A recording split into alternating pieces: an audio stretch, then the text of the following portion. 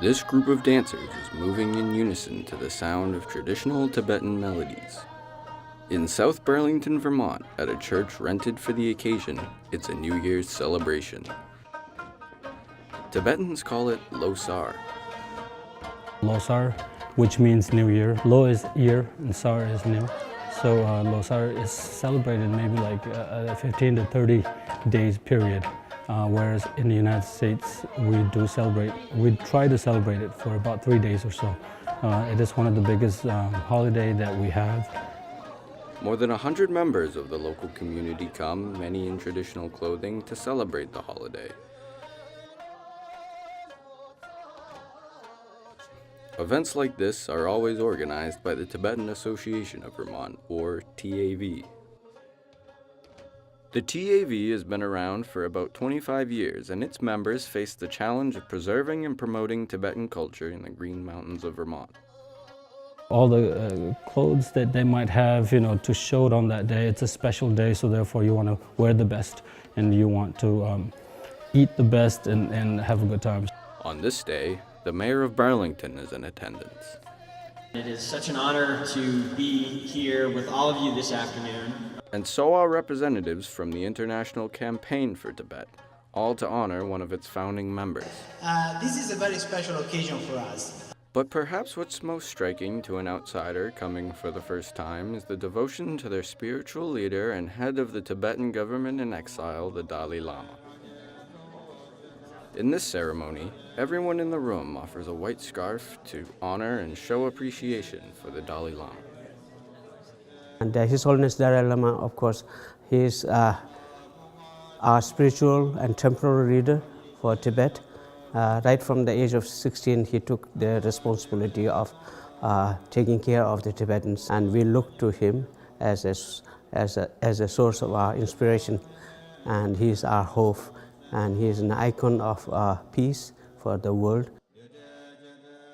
The Tibetan Association does many things like this to link people to their culture, but the story of Tibetans in Vermont began decades before the TAV was established. Now called the Tibet Autonomous Region, the former country of Tibet now makes up about a quarter of China's territory. Tibet was invaded by China in 1950, forcing the Tibetan government to sign the 17-point agreement, establishing it as part of China. They were invaded again in 1959 when the Dalai Lama fled to India and denounced the 17-point agreement. The Chinese Cultural Revolution in the 1960s was devastating for Tibet.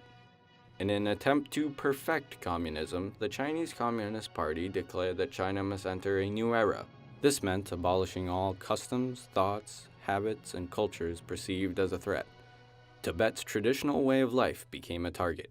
It is a very a dying, I think, endangered culture just because China took over Tibet, and it needs to be practiced, in Tibet, in China. China is not letting us practice our religion, our culture.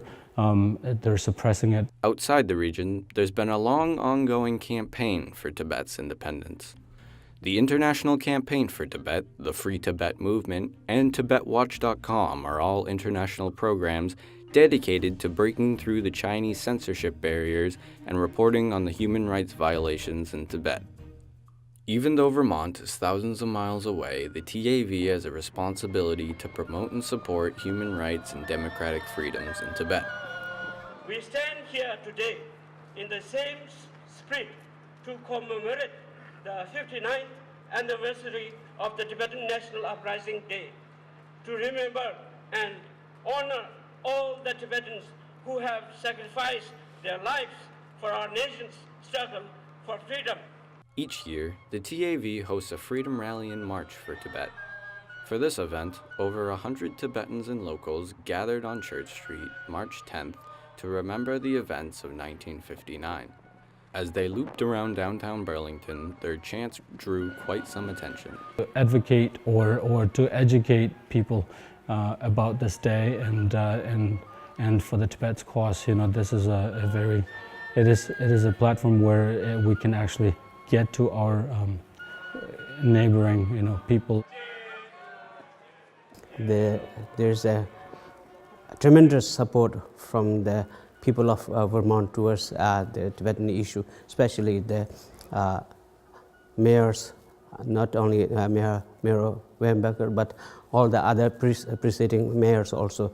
They declared the 10th March as a Tibetan National Uprising Day and supported the Tibetan cause. But calling for human rights and fighting for their culture is just one aspect of the TAV. Passing down that culture to the next generation is another. The Vermont Tibetan Community School in Burlington's Old North End meets every Sunday to teach children traditional speech and grammar.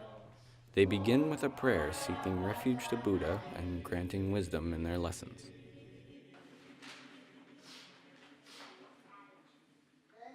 I'm teaching them part of these prayers. This is a long life for the Dalai Lama. Now, prayer is more important than anything, You need to know our prayers. When we wake up early in the morning, we use say prayers. So that is a part of life. It provides essential learning for young Tibetans to connect with their traditions and culture. We like to learn about Tibetan stuff.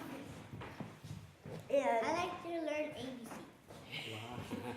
It's our duty to give it to the younger generation, but it all depends on the kids, how serious they take it. So in future, somebody will come up, There are too many kids growing up, so I don't know who's going to do best, but we never know. We are Tibetans, so we have to, if it's not us that says, it's important, then no one is going to be taking care of it. So it is upon us outside of Tibetans living outside of Tibet to practice this culture and then to pass it on to our next generations. It's that much important. We are really very fortunate that through His Holiness Dalai Lama and through the Buddhist culture and tradition, we are able to make a huge contribution to the world community. This is a very great contribution, and it is a world heritage we must preserve.